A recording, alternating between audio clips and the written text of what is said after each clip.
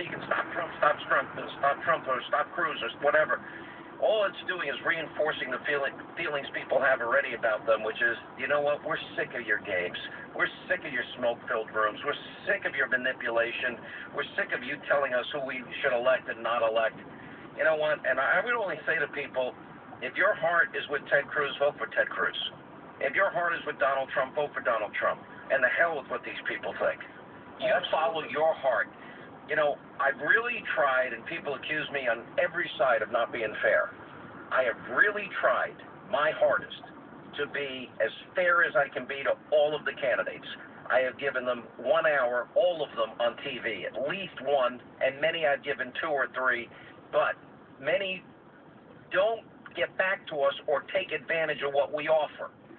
And maybe I have to start explaining that in more detail, because I'll give you an example. In Marco Rubio's case, we've offered them an hour at the same time we gave Trump an hour, and at the same time we gave Cruz an hour. We offered one to Marco Rubio, and he said no. They never got back to us, which I think is stupid.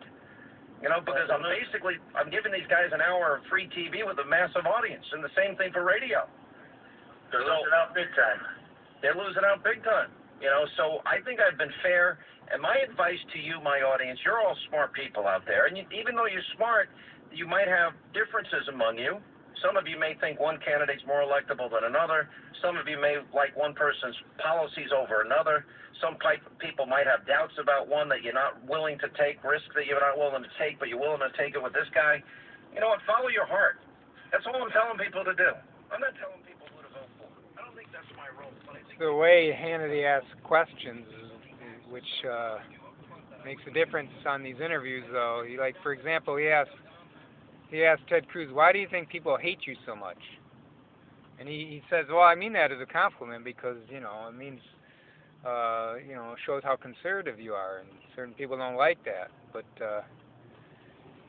that may be true, but it still leaves a bad image in people's mind. They're thinking, for those who aren't, the low-informed people are thinking, well, why is he so hated? Maybe I should think twice about liking him as well." So it's the way they ask questions. He asks questions that makes a difference. So maybe Rubio thinks that Hannity hasn't asked some fair questions.